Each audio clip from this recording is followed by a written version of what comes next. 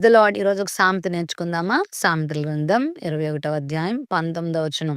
ప్రాణము విసిగించు జగడగొండి దానితో కాపురము చేయుట కంటే అరణ్య భూమిలో నివసించుట మేలు. వివాహానికి ముందుగా యవనస్తులైనటువంటి పురుషులు గాని, స్త్రీలు గాని చాలా సౌమ్యంగా, చాలా చక్కగా ఉంటారు. వివాహమైన తర్వాత వారిలో ఉన్నటువంటి క్రూరత్వం, వారిలో ఉన్నటువంటి మూర్ఖత్వాన్ని ప్రదర్శిస్తూ ఉంటారు. బైబిల్ చెప్తుంది, ప్రాణమును విసిగించేటువంటి జగడగొండి లాంటి స్త్రీలతో, అలాంటి భార్యలతో గడిపే కంటే, అలాంటి భర్తలతో గడిపే కంటే అరణ్య భూమిలో ఒక మూల నివసించుట మేలు అంటూ ప్రసంగి రాసినటువంటి, పరమగీతాలు రాసినటువంటి సొలొమోను గారు ఇక్కడ రాస్తున్నారు. మరది అతని అనుభవం కూడా అయ్యుండొచ్చు. చాలా మంది భార్యలు కుటుంబాలలో ఈ యొక్క పేరుకు తగినట్లుగా జీవిస్తూ ఉంటారు. ప్రాణమును విసిగించే జగడగొండిగా. నిజంగా ఇలాంటి వారి వలన భర్తలకు సమాధానం ఉండదు. ఆనందం ఉండదు. పైపెచ్చు టెన్షన్, భయము. వారి ఇంటికి రావడానికి కూడా బెదిరిపోతూ ఉంటారు. ఏ విషయంలో ఈరోజు గొడవ పెడతదో, ఏ విషయంలో ఈరోజు ప్రాణాన్ని విసిగిస్తదో అంటూ ఎక్కడెక్కడికో తిరుగుతూ ఇంటికి రాకుండా అలా మిగిలిపోతూ ఉంటారు.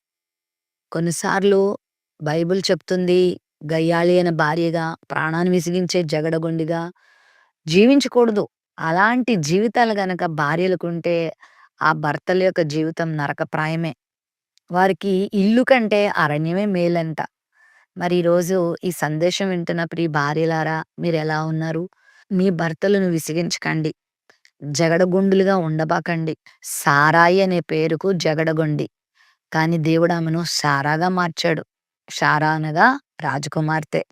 మార్పొచ్చింది. మార్పు రావాలి. భర్తలను విసిగించకూడదు. భార్యలను విసిగించకూడదు. జగడగొండులుగా జీవించకూడదు. ప్రేమ కలిగి జీవించాలి. ఓర్పు కలిగి జీవించాలి.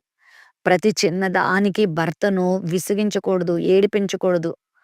పైకి బానే ఉంటారు కానీ లోపల లోపల భర్తను ఎంత అరెస్ట్ చేస్తూ ఉంటారు. నీ భర్త ఆరోగ్యంగా ఉంటే, నీ భర్త ఆనందంగా ఉంటే నీకే క్షేమం. నీ కుటుంబానికి క్షేమం.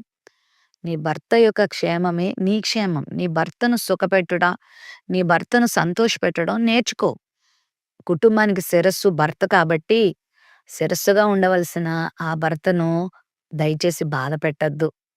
ఆ భర్తను ప్రేమించు. ఒకవేళ నీ భర్త త్రాగుబోతూ, తిరుగుబోతూ, లోకస్తుడైతే అయినప్పటికీ ప్రేమించి ప్రభు మార్గంలోకి తీసుకురా.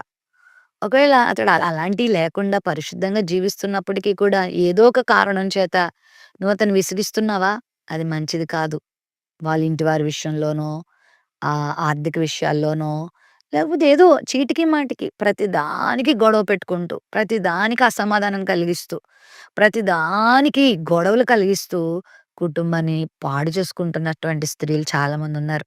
బైబిల్ చెప్తుంది, ప్రాణమును విసిగించేవారిగా కాక, చెగడగుండులుగా కాక, ప్రాణాన్ని ప్రేమించేవారిగా, భర్తను ప్రేమించేవారిగా, అర్థం చేసుకునేవారిగా, సమాధానాన్ని సృష్టించేవారిగా జీవిస్తే అలాంటి కుటుంబాలు చక్కగా వర్ధిల్లుతాయి.